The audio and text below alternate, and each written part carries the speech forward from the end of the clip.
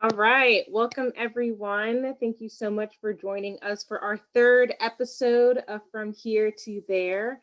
I'm very excited to have Brianna with us today and learning about her journey that she's still on, right? We're always talking to artists that are still on their journey, still figuring out their paths towards their careers as they develop all their skill sets, going from University of Michigan into the great outdoors. Yes.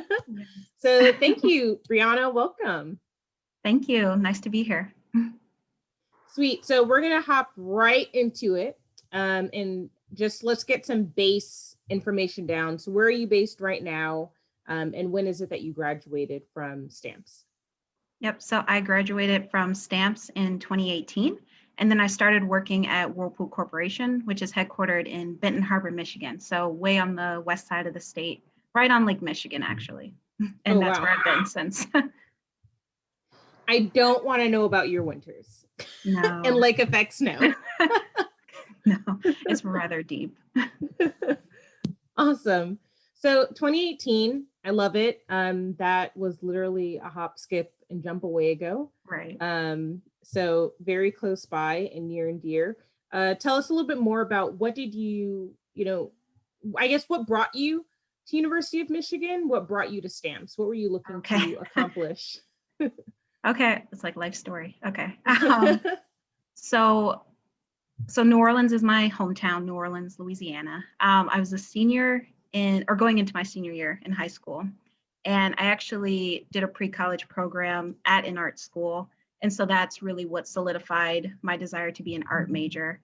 But I knew I craved for something else. I knew I didn't necessarily want the usual fine arts path. I was a very fine arts background, so not huge on like the graphic design scene. So when looking for a school, I was looking at different combinations of majors. And I started to explore like what is marketing and advertising, and that became an interest of mine, and really how brands resonated in people's hearts, right? For some people, a Coca-Cola at the end of the day can make their day better. And I always thought that was interesting how brands had that power to make life either a little more worthwhile for people or just create some happy moments. So I had an interest in brand in that sense. And I actually just asked my art teacher in high school, I was like, do you know of any schools that have growing art programs? And she said, I heard University of Michigan's art program is growing. And so I looked more into it and saw there was an opportunity to do a dual degree between the art school and the business school. And so I ended up applying and then visiting campus and visiting the art school. It was around that March, April time, I think, when the senior show was going up. So I got to see all of the seniors' artwork. And that really solidified, like, I really love Stamps. I would have to apply to business school, but that would come later, sophomore year in college. But yes, that really solidified going to Michigan for me. Nice. So you went in already knowing that you were looking at a dual degree type of path. So when did you add on that business bit? You said that was your sophomore year. When were you able to do that? Yeah, I don't think it's the same anymore. Maybe it is, but during my freshman year, you had to apply to the business school. So you had to get into Ross to do the major at the business school at Michigan. So I had to take the prereqs, Econ 101, calculus. I took calculus Yikes. that summer before, right? That was the last one I took, but that summer before actually starting my freshman year. So Karina Moore, who was at the art school at the time, an advisor. So she was really helping me plan like how I was going to achieve that dual degree. And then what did that look like if it was 4 years and 5 years? So that was really helpful from the start. So yeah, I had to apply to the business school, take the prereqs. And then I got the taste, once I got into Ross, the taste of balancing, two majors that really don't overlap at all. How did you kind of have that work-life balance while being at Stamps? I definitely identify, I was there as a graduate student, so that's also another level, but Stamps does feel like it's its own bubble. And then you go to the Ross Business School, or anywhere else on the University of Michigan campus. And it's like, it can almost feel like you're at a new school that just so happens to be the same colors, right? It's so culture, kind of like when you think of company culture. So the culture is definitely different between the art and business school. Balancing it. My schedule, I kept so close to my heart, and I met all the time with Karina and then Andrea, who was my business school dual degree advisor. So they really helped me think about and plan like how many credits I'm going to take each semester, what were the right courses to combine. And you had to make trade-offs. I definitely I had to choose sometimes, like, am I studying for accounting? Or am I going to the studio? And you kind of had to weigh those options and determine like when's your best working time. So for me, going to the art school sometimes it's if it's at 11 p.m. like that, and I can just kind of zone in and be in the studio, and that's how it would happen. Nice. Did you, with the art school part, did you know like how you wanted to, I guess I'm interested in, a lot of people went in like, oh, I knew I wanted to do animation. I knew I wanted to do advertising. Like, did you know that, or did you just have that interest in brands and were trying to figure out like what your skill set was that you could bring to the table? Yeah, I probably wouldn't have said it as clearly 4 years ago as I maybe said it at the beginning, that interest in brand. So it definitely was a journey, still is. So I'm trying to think how it happened. When I say I'm very fine arts, I didn't necessarily, focus on like animation or a particular group. I really wanted to explore different mediums. So I think what I resonated with kind of as I reflect on my time in stamps, like storytelling is really, really, I think what I was honing in on. So not necessarily a particular medium, but different mediums that help me to tell a story to my audience. So I took fibers, metals, sewing. Sewing really resonated with me. That was Annika Capitelli's class. And so I think she was a guest professor at the time. So that class, Stephanie Rowden's class, audio storytelling, right? So that was one of the early classes that I was like, oh, I really love storytelling. So that was a really great class. And so took different mediums. I took Illustrator. I'm trying to think. Yeah, just a variety of different mediums during my time. I do wish I had taken typography. I know that is, I do and I don't. I recommend it. Like if you're debating type and you're like, I'm more fine arts, like take type. It unlocks so many classes, especially the storytelling ones. I think Phoebe Glockner had a class I wish I could have taken, but with the dual degree, I wasn't able to as far as credits. Can you try to think of like, and it doesn't have to be the best in terms of like what was the easiest, but more of like when you were planning your semester, which semester was the most game-changing or pivotal for you in terms of steering you into starting to think about what life post-graduation would look like? So maybe it was a pairing of classes, maybe it was just the timing of the pressure of a later semester, but can you think of like which semester and what about it kind of gave you, that clarity of like, okay, I think I know what's next? 3 pop into my mind, but so 2 of them are linked. So Annika's sewing class, one of my pieces, a lot of my art related to African American history. So one of my pieces was about British country homes. And in that class, she really helped me hone in on like, I do all this research up front, which kind of, when we talk later about my career, that actually ties into now, but I do all this research up front, learn a ton. And then when I created the art piece, like not a lot of that knowledge I gained comes through per se. Like the story comes through, but maybe not all of that upfront work. And so that interest, I had to study abroad, right? So studying abroad is part of the requirement. So I was looking at programs and there was one for London and I was like, oh, like maybe I could visit these British country homes that I made an art piece about. So I did. I ended up going to London and then I was taking some classes, but I went and visited the country homes and that was like a full circle. It was really inspiring to, if you're thinking about your artwork and then actually go to the source, like go to what inspired you, see it up close, and talk to the people who you know, were curating the homes. So that was really inspirational. I mean, when it opened was for the kind of the first time, like I loved London, like the community, the group that I went with, the classes I was taking, the art I was working on. And so I think I'm still hunting for that feeling that I had in London. So it was that study abroad experience that really kind of unlocked a lot of those goals that I even have now. So that was one. And then the other semester that was a game changer was probably my fifth year, my final year, and deciding like, what am I going to do next? And it was a business class, so social media marketing with Marcus Collins, definitely one of the best. Yeah, like one of the best Ross professors. I've seen some of his lectures. Yeah, amazing, right? It was only one day a week, but it was 3 hours, and there was no other class I would sit in for maybe that 3 to 4 hours as far as the business school.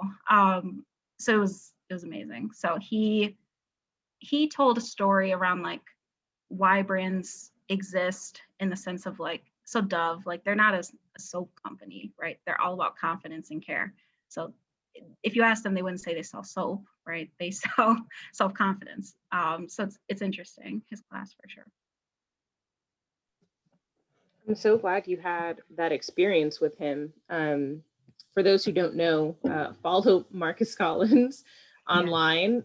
He's got lots of platforms and great nuggets of information. Just the way he sees marketing and branding is very unique.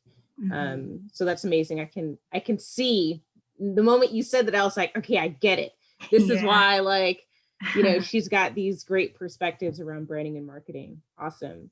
So you were at Michigan for 5 years? Yeah. The dual degree took 5 years. The dual, okay, that makes sense. But you left with 2 degrees, right? Yeah. So what was that last semester, you know, leaving? Did you already have jobs? Did you have a prospect? Did you, you know, what did you do to kind of, what was your thinking of what was going to be next right after you graduated, or how are you preparing for life after graduation? So I had a conversation with a couple different people when I was like, what do I do? Because there's a few different options for sure when you're graduating with an art degree. And I won't list them, but there's many different ones. So my decision was kind of like, do I go through Ross recruiting, right? And do a business type of path, a standard, they have, I mean, I'm in it now, but they have a standard, you know, if you go to Pepsi or if you go to Coke, a CPG, you know, you'll rotate every 2 years. And the ultimate goal is like, you'll become a brand manager. That's kind of how they have the pipeline after graduating from business school and marketing.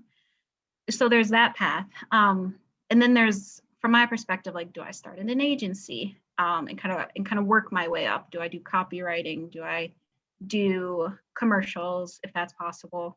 And so my last internship before that year, I was at Quicken Loans. And so I did creative strategy, which kind of like, that was the light bulb moment. That's when I was like, oh, I want to be a creative strategist. So on their creative strategy team, I worked with creative strategists, and they have an in-house agency, right? So they'll outsource sometimes to other agencies for like Super Bowl ideas. So I came in at the time they were planning March Madness. So I did some storyboarding for one of the commercials, and then worked on, they had some intern competitions that I competed in as well. So Quicken Loans was really great to see like, how does an in-house agency group work with marketing if you're not really per se interested in doing that brand manager path. So in the end, I was talking to Marcus Collins.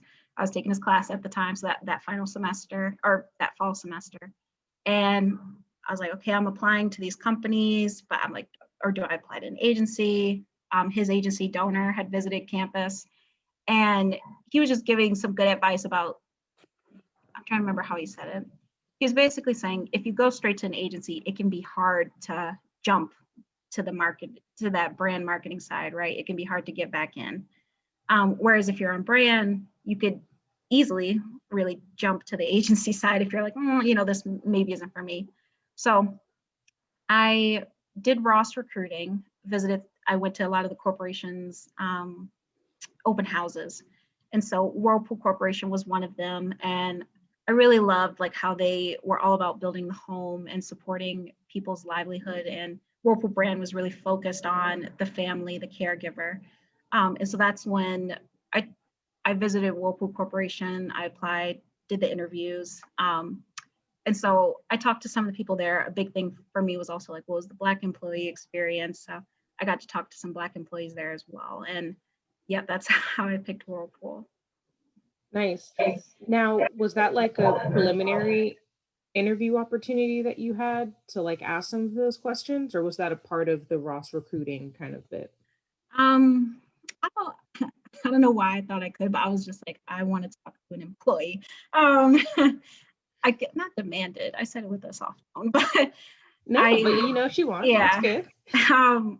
Yeah, you setting up, going in knowing what you want. So I did the first round interview, and then the second round is at headquarters. And going into it, I asked the program person, I said, hey, this is going to be a part of my choice. Like, I want to know what employee resource groups you have, because that's important to me when I pick a corporation. And then now that I've worked there a little over 2.5 years, I can go into other things that you learn like in your first job of what you do and don't want in a corporation. But that was, one of those initial things. Nice. No, I love that because I think a lot of people, I hope, takeaway number one, everyone, is also just thinking about, what do you want? And knowing that you are an asset, so before they even say, yes, we want you, having that mindset of, I could say no, I don't have to say yes. I don't have to work for your company. And I want to learn all that I can so I can make an informed decision. And I think having those questions also just makes you an even stronger candidate because it shows how serious you're taking it. So kudos to you for asking those questions. I think that's really great. And so what was go ahead. Oh yeah, I was going to say, I think a good call out. My other requirement was that they had an in-house creative team. So I already knew I didn't. Planning your future. I'm a planner. I already knew that I didn't want to work at a corporation that solely outsourced to an agency because, I was choosing not to start at an agency and not having any involvement with creative, I knew would not make me happy. So I also knew going into Whirlpool that they had a creative studio in-house as well as worked with outside agencies. So remind us again, what was the name of we'll call it your foot in the door, your initial role there at Whirlpool? So I was an assistant brand manager going in. So the brand immersion. And how would they describe that role? Yeah, so, well, there's a couple different things. So assistant brand manager really means like you're starting out on the brand team. There's a few different roles you can actually start in. You can start at, I would say maybe from a Pepsi perspective too. But from Whirlpool, you can start in new product launch, which is what I started in, which means that you work with your manager to brief the creative agency. So I worked in refrigeration and dish. The product department would be like, hey, there's a refrigerator we want to bring to market. And on the brand team, you're like, okay, what's the brand story going to be? What's our brand positioning? What should our top features be? What's important to our consumer, the Whirlpool brand consumer? So I got to brief the creative agency. For Whirlpool brand, we have a ton of launches. So I did around 10 to 11 launches in my 2 years. And they can take anywhere from 1 to 2 years to launch as far as when it comes to the brand team's plate. But briefing the creative agency and then overseeing creative asset development. So I worked with the agency and the in-house studio to shoot the assets, to review storyboards, to review their go-bys, which is kind of like, these are the props we want to use. These are the models we want to use. This is what we want them to wear. And then because I'm the brand person, I say, this may or may not align with what the brand stands for. Let's try this. Or coming from an art background, I'm even like, I don't know about this composition. So it was fun working with the agency. And I definitely told them up front my background, because, you never want to overstep, right? Like you don't want to, I understand from their perspective, like they're in the business world, right? There's creatives. And so you don't want to overstep that. You want to give them their freedom to explore and everything. So bringing a product to market is that new product role, and you work on a launch team. So I worked with merchandising, who basically pitches to the trade partner. So they'll go to Home Depot, they'll go to Lowe's, and they'll bring the story that we brand have set up for the launch. So they'll say, this is why you should floor it. This is why it's going to sell to the consumer. So those different partners all play a role in our launch team. So I'm trying to think if there's anything else. But I visited the factory where one of the dishwashers I launched was made. And so I talked with engineers, and I'm understanding, some of the stickers, kind of advertisements on the unit that we worked with the agency to come up with. What's that lead message? So we work with engineering and visit the plant and say, can you install it? Or are there limitations? So sometimes like they run the dishwasher on the plant line. So like you don't want to put a certain material in there or it will disintegrate. So it's interesting for sure. So I can see this is definitely where that research plays back in, because essentially you're getting to do in-person, like groundwork level research for these products in the same way that you would for creating an art piece. So a lot of transferable skills right there for sure. Very cool. Exactly. Yeah, and we did a couple researches, message testing. So, I can say, I think this will resonate with consumers. And then it's like, okay, let's actually test it. So that was interesting. Like one of the brand positioning for a launch, I was like, oh, I think this is going to really resonate. And then the agency came up with 4 or 5 different ways to say it. And then the one I really wanted, like people hated. And then one of the other ones they loved. And that's great. I mean, it's great to test that. So it's still like, they still like the positioning, but just how it was said, they preferred one of the other options. But yeah. No, that makes sense. Testing's key, right? Mm-hmm. How you know your things are going to work or not. Awesome. So I want to know how you transition, but before I ask that question, would love to know, we talked about money here.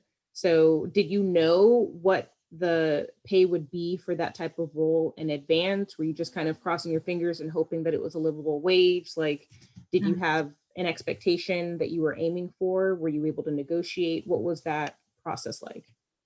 Yeah, so Ross recruiting is good. So the career counselor, and it's funny, she actually works at Whirlpool now, so we still stay in touch. But the career counselor at Ross at the time, she you review with them. You're like, okay, this is the offer they gave me, and they'll be like, no, like go back, that's not high enough, or they'll be like, yeah, that's good. And then you have to do some work too, talking to because it's a pipeline. There's likely already some Ross people at the company you're going to, and there was. So you can, if you're open to it, like saying like, oh, like what's a good starting wage? Like I said, it's a pipeline. So the brand immersion program, everyone has kind of the same starting wage. And then, as you rotate, there's bonuses, like those things start to vary. So I don't know about other people's at that point, but we all kind of start in the same place. Cost of living, that is where I talked to maybe some of the other Michigan Ross alums that were working there. So I didn't necessarily have too big of a concern. So I did, when they present you with the offer, they present you with what they're going to pay you. And so in talking with alums and talking with recruiting, it felt like a good choice. Budgeting. So you didn't have to fight them. I did try to say like, I have 2 degrees, like maybe I should, and that didn't work out. but you tried. I did try. You tried, and that matters. Yeah. You were going to say something about budgeting, which is definitely what I want to hear. So go for it. Oh, well, so, right. it depends. I did not have a credit score when I started. So if you do, like, that's great.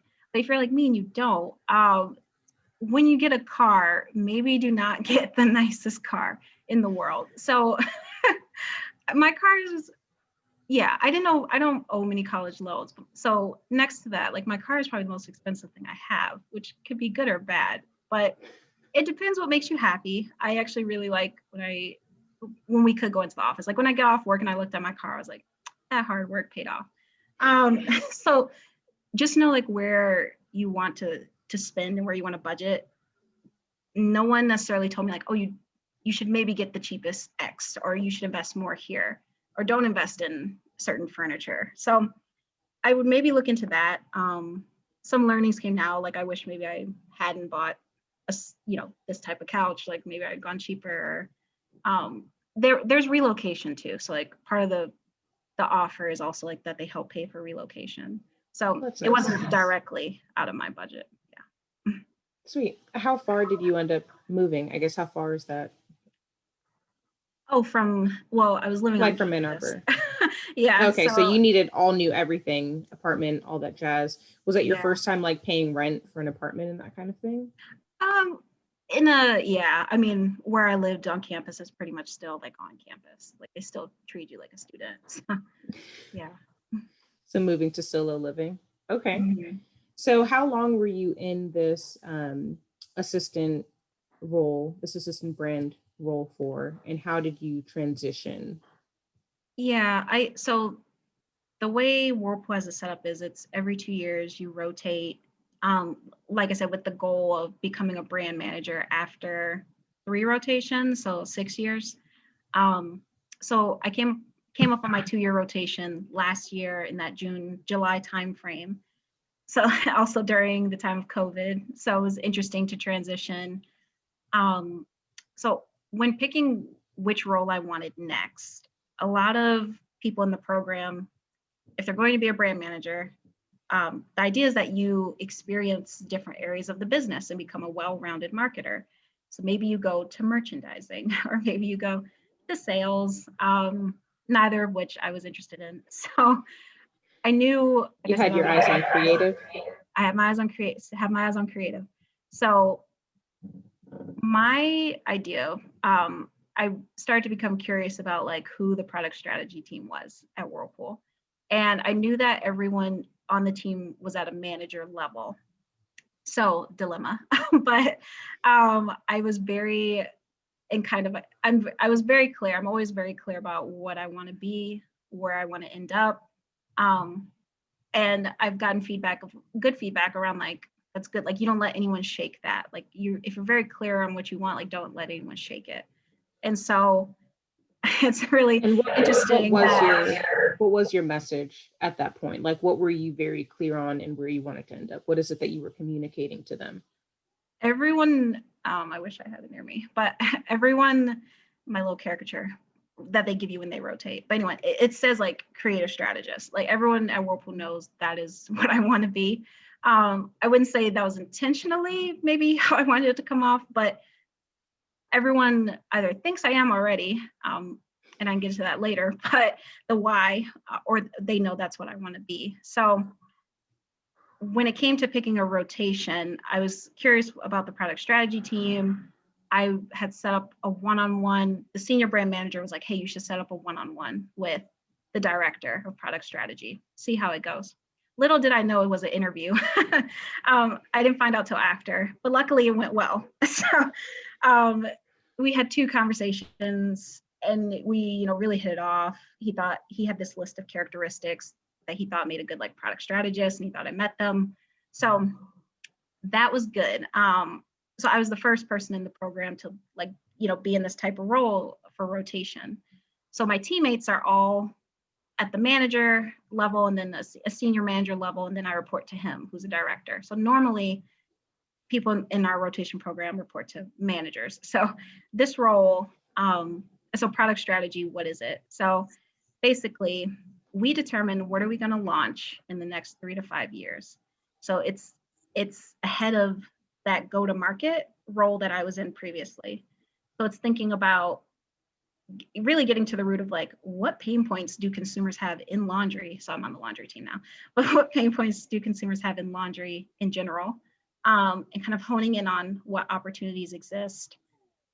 I work closely with our product designers. So now I work even closer with creatives in the sense of who the product designers, engineering, and we're kind of in that brainstorming phase of like, what's the right product to launch, a new innovation, and then testing it. So last week I had prototype research in Chicago. So literally watching consumers, review a prototype and see their reaction, things they like, things they don't, how they would use it, how they wouldn't. So those types of things. And then this role is interesting because a few of my projects are in that innovation space.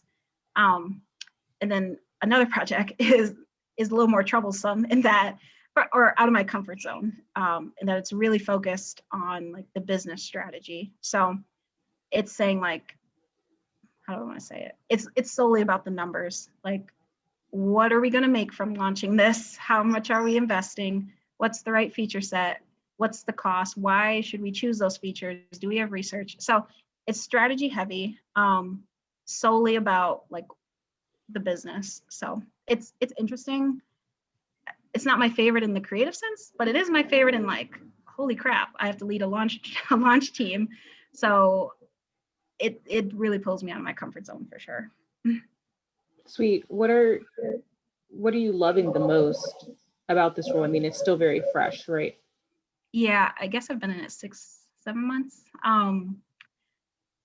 Loving the most, how closely I get to work with the product designers, and then I saw like, I was like, yes, this is the right role, because from my experience in brand, now my experience in product, when I work with product designers, they're not necessarily thinking in the branded or consumer mindset, right? So I'm thinking about like, okay, I'm thinking about how we're going to sell a product in store, but also like, what is the consumer looking for?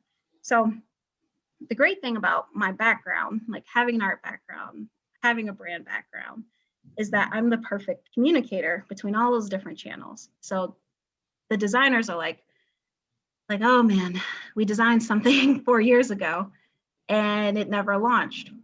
The business didn't think we should invest in it. Why? And then product goes, I wish the designers would understand why we can't do this. And then I'm that perfect person that's like, well, the designers are trying to say this, product is trying to say this, and this is why it's important from the brand perspective. So like, I understand all their perspectives and can speak to them in their language, if that makes sense. Yeah, absolutely. You become the translator, which is perfect. And it's a great example where when you do have different backgrounds, whether it's a dual major or minor or just another skill set, it just adds more language to your plate. You don't have to be full-time one or the other, but it allows you to be the liaison for both and also to champion both sides. And I can imagine how in that role, I can see how you're going to be able to continue to champion for both to help them understand each other. Mm-hmm. Take a sip of tea. We brought tea, guys. This was totally planned for tea. So, what are your goals? What are you hoping to do next? Oh, next. It's a good question. So, like getting the product strategy role was a goal. And now that I got it, I'm like, oh. So my goal is definitely to move into that creative strategy role as soon as possible, right? This role is as far from creative as I want to get, right? So I don't want to do merch next. I don't want to do sales. So it's been fairly clear to the Steerco. So the Steerco are a bunch of directors, VP that are in the brand and strategy group, and they work with us to define that rotation, like where we're going to go next. So my goal is to get back on that more creative path. I think doing the strategy role allowed me to, or is allowing, I'm still only 7 months in, but is allowing me to think about that long-term business strategy, work very closely with insights and crafting insights in the consumer research team, and also like leading things independently. So I said I lead a launch team of like 8 people in some different innovation spaces. So it's going to really equip me when I move into that creative space to speak to like owning millions of dollars of a budget of a launch and different things. And working with product designers and agencies during my time. Awesome. That makes a lot of sense.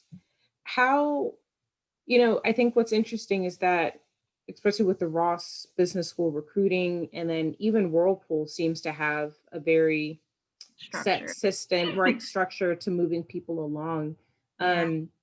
But what's interesting is that, and you'll check it out in the other episodes, is that I'm seeing that as a common thread, even in other fields. Nickelodeon seems to work in the very same way. DreamWorks seems to work in the very same way.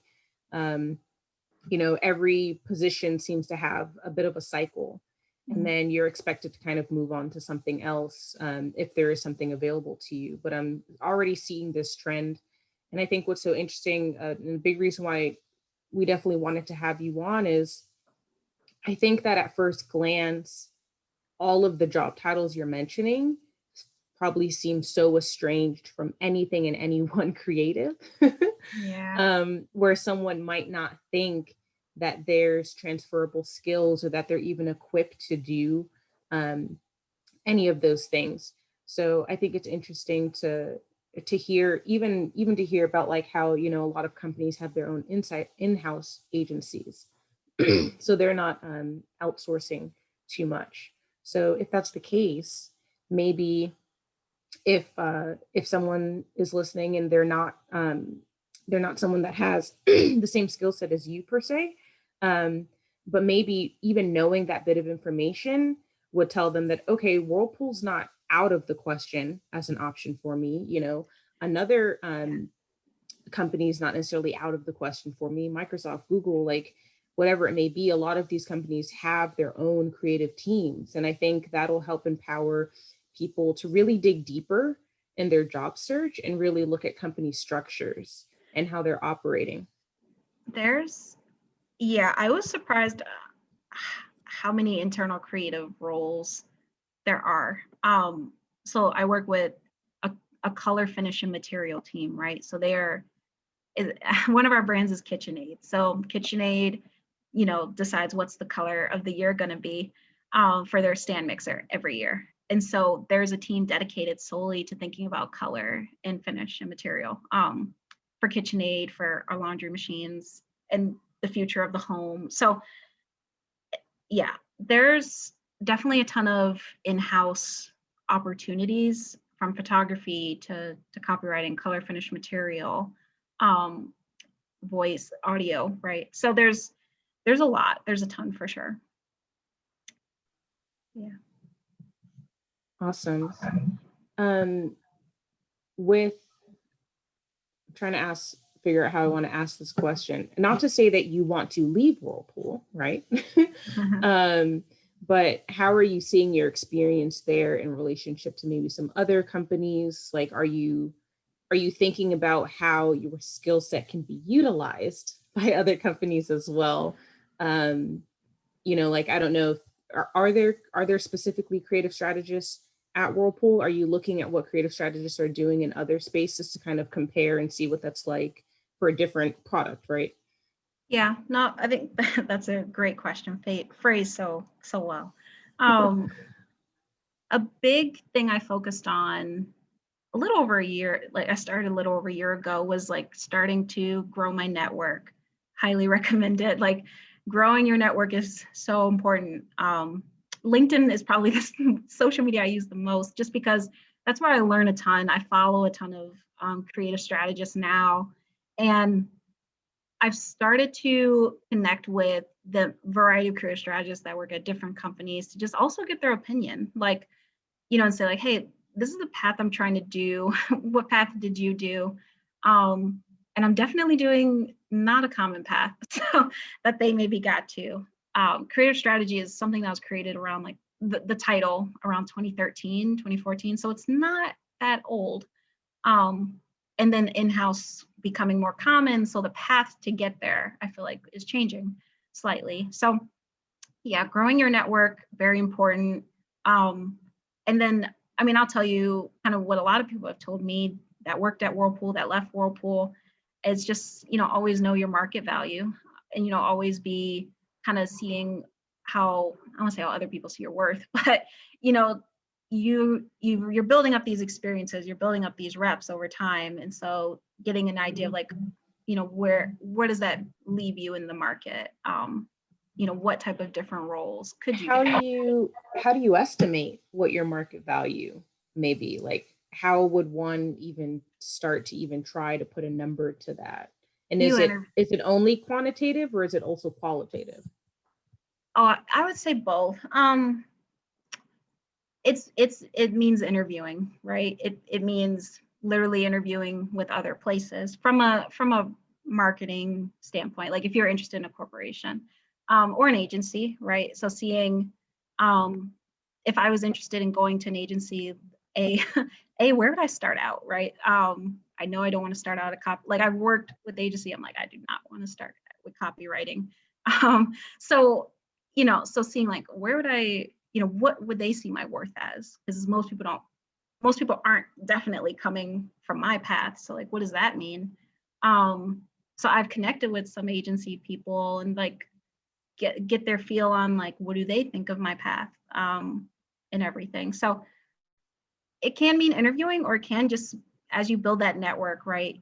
Eventually, as you build that network, some people will be like, they'll shoot you an email and they'll be like, hey, there's this opening, there's this role.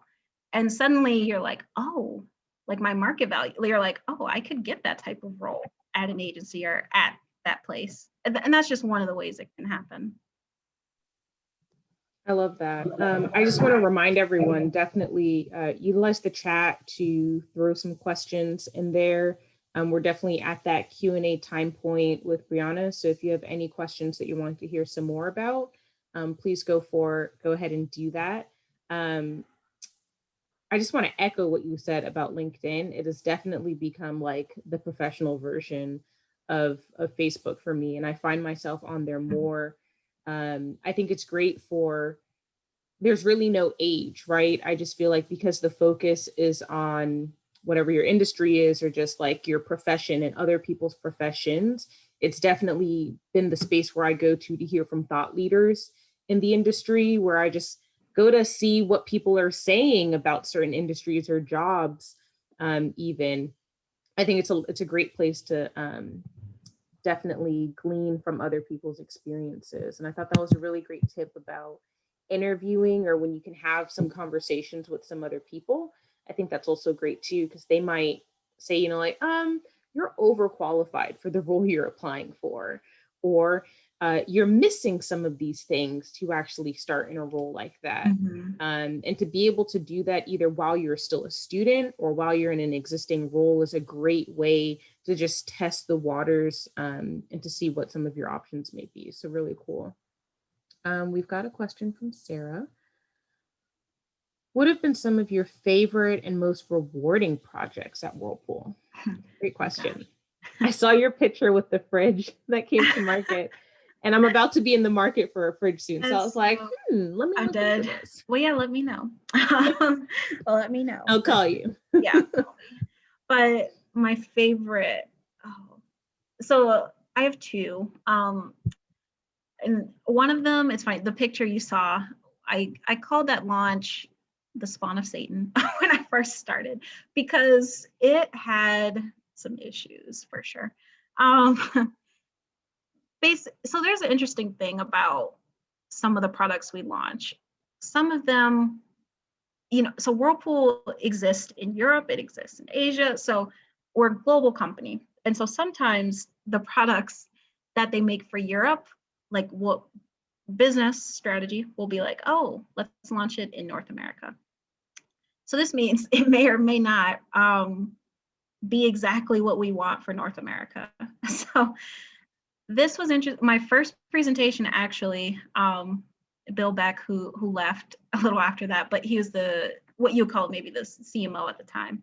And I presented well, but he's like, I know marketing, like, I know you can spin a story, but like, is this product actually? And we're like, no, it's not that great. So here's the thing.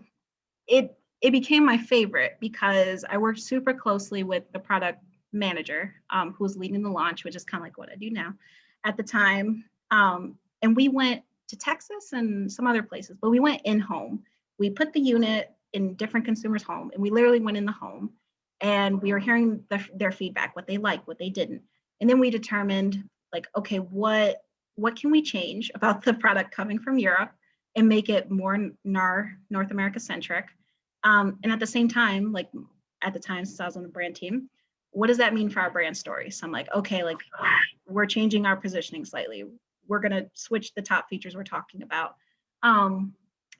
It's funny, in that research, there is a feature, and this happens all the time, we're like, oh, that's not a top feature. And then consumers are like, I like this weird thing, or this generic thing, like lighting in the freezer. And you're like, okay, it's basic, wow. But then you talk about it like it's the newest thing since sliced bread, and that's kind of what Samsung does. Not to throw shade, but this, that can happen. And so it became my favorite project because we ended up making like a really great story, and a lot of people actually really love their refrigerator. Yeah. Then there's this dishwasher, but that's a longer story, but also one of my favorites. I really love how in-depth the level of research gets to be. Our next question. When it comes to LinkedIn, so I'm going to take more water. Oh no, Stephanie.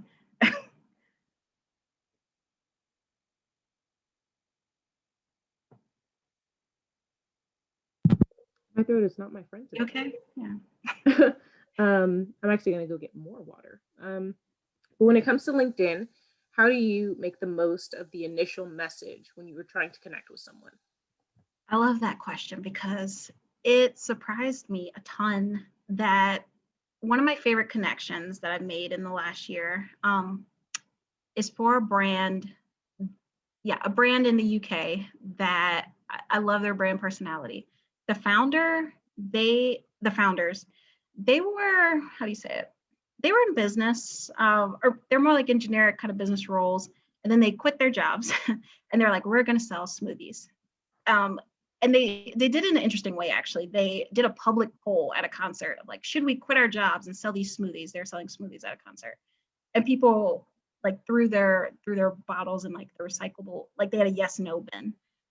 So anyway, they started selling smoothies, and fast forward, that brand was purchased by Coca-Cola and is now the #1 smoothie brand or juice brand in the UK. Very successful. I reached out to the founder, and I'm trying to think. I had watched a couple of his speaking series, and I came up with like a unique kind of intro message based on like one of the things he said. Like he said, like you should go for it. Like you should just go for it. So I included that in my short 300 character, I think, limit LinkedIn message, and asked a crafty question. He replied. He was like, "Hey, yeah, happy to connect." And I was like, "Oh, he's just like a founder of a brand owned by Coca-Cola."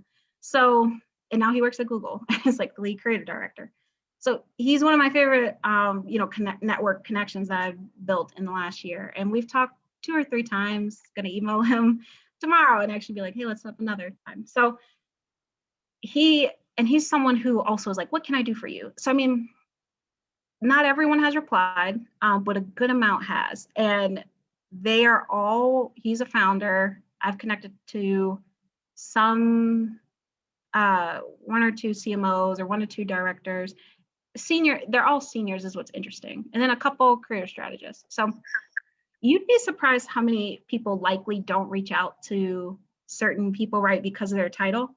And so maybe their inbox isn't blowing up in that way as you think. So yeah, I would say go for it. Be that person.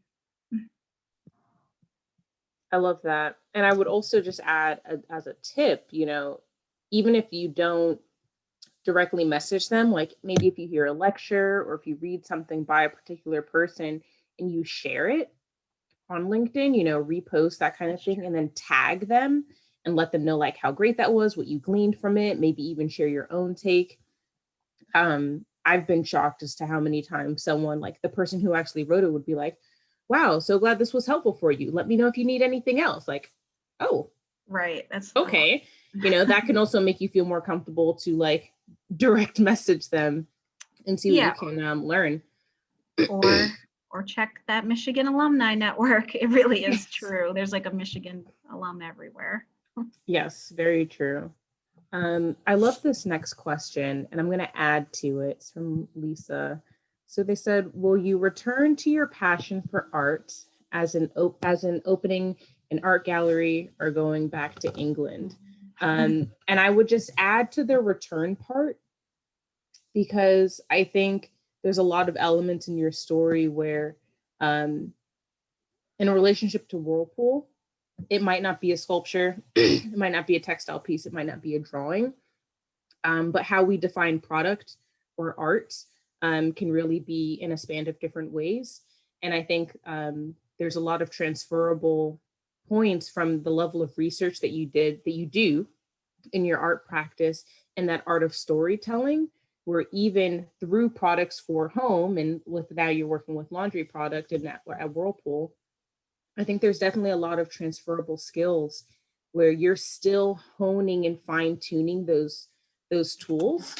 So love to hear. I know you're still doing art stuff as you can. It's interesting. So outside of my day-to-day role, and it's funny, people joke that like I'm famous now at Whirlpool. So what happened was last year, with everything happening, and then a lot of events that affected the Black community, I am the brand and communications lead for the African American network at Whirlpool. And so I make all of our newsletters, and I actually walk the group through like this rebranding in 2019. So taking what I learned in my day-to-day and in my creative background. So I made our new logo. I make our, newsletters and promotional things and kind of creative activations. And that we went from like 200 people in 2019. And then in 2020, we grew 900, 1,000 new employees added to the email list. So it's been really great. And a lot of people know what the focus like brand stands for. And a lot of the other resource groups, so like the Asian network reached out a week ago and they set up time. And they're like, hey, what was your communication strategy? Like, we love how the brand focus did this. The young professionals, ERG, reached out to me last week and asked, hey, how did you build the brand focus? We want to rebuild our brand. I helped the environmental group at Whirlpool rebuild their brand. So I've become a creative strategist within Whirlpool, of like becoming this brand builder, and it's really awesome. So returning to my passion for art, it's interesting. Outside of Whirlpool, I also take ballet. I started taking it when I first started. I don't know why, I'm trying to remember why, but I think I've always wanted to try it. When I was in undergrad, I wanted to take a ballet class, but I didn't. Didn't want to break my ankle, concerned.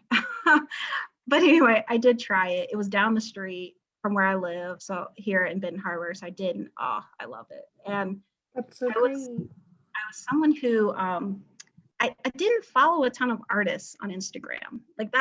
Like Pinterest was my thing as far as inspiration and images, but I didn't follow a ton of artists as we would traditionally find it, like painters or anything.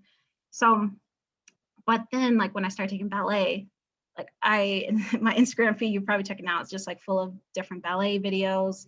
So that's been interesting. It's a different art form, right? And it's unique because it's literally you, like you are the artwork, right? And you're working on yourself. So that became kind of my creative outlet, I'd say, in the last 2 years. I do have a desire to go back to some of those traditional mediums to try to get back into sewing again.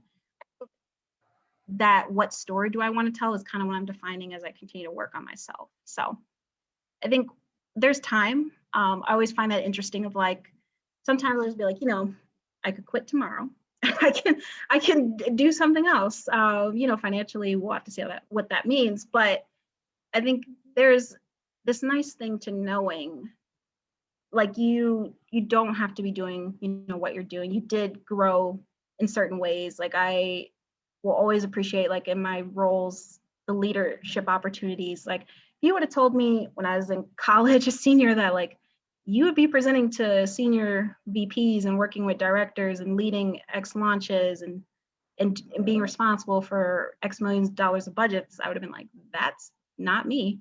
Like I could have never done that. So yeah, you would surprise. I would say pick roles or pick a path that maybe feels a little uncomfortable but is exciting, and go for it. Sweet. One last question from Samuel. You talked earlier about balancing the values of individuals from creative and business backgrounds. When working as a creative, how do you challenge the ideas of your superiors that you believe to be detrimental to the project? Oh, that's a great question. Trying to see. It's happened a couple times where I've had to defend, right, the creative.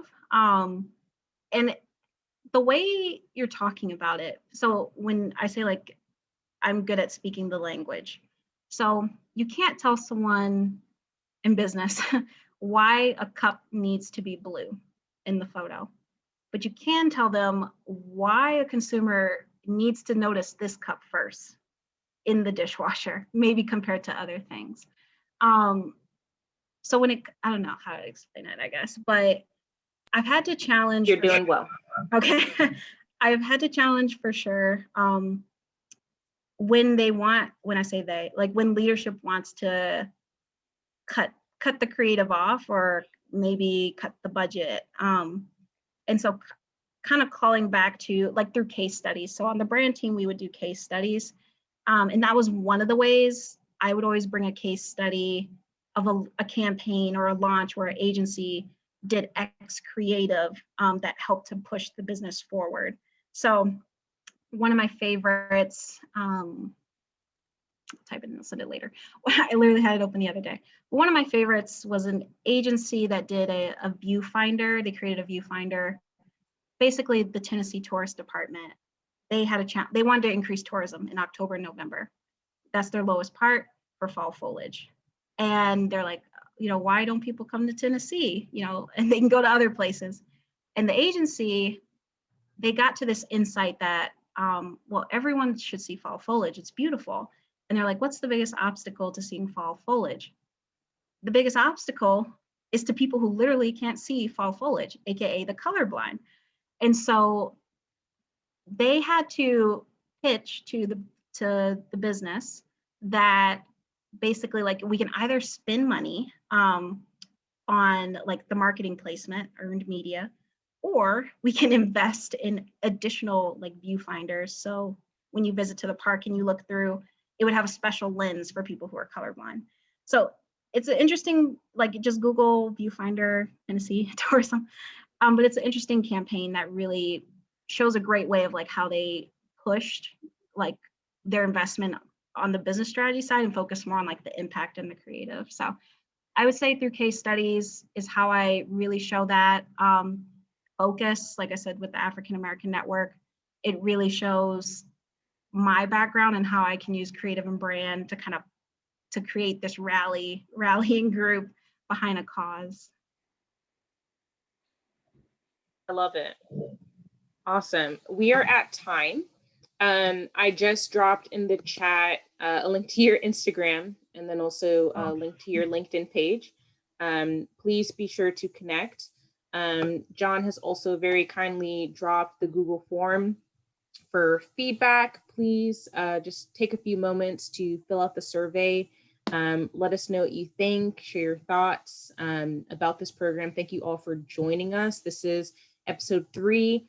Not next Tuesday, but the following Tuesday, we have our final episode, number 4. So definitely be sure to check that out. And John, any thoughts? This was great.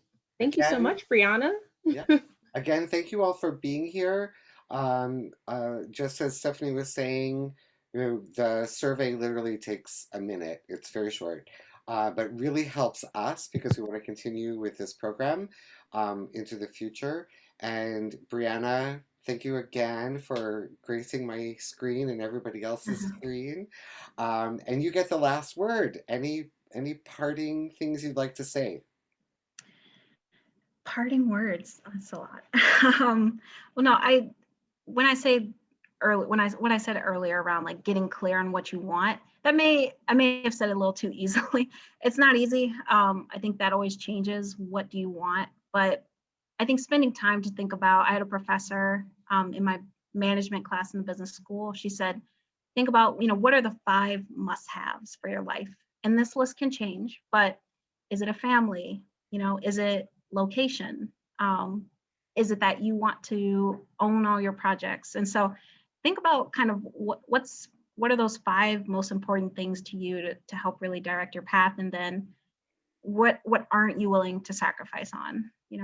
So yeah, I would say that. Thank My words you. of wisdom. Yeah, thank you guys for having me. For being here. Awesome. Thank you guys. Thank you so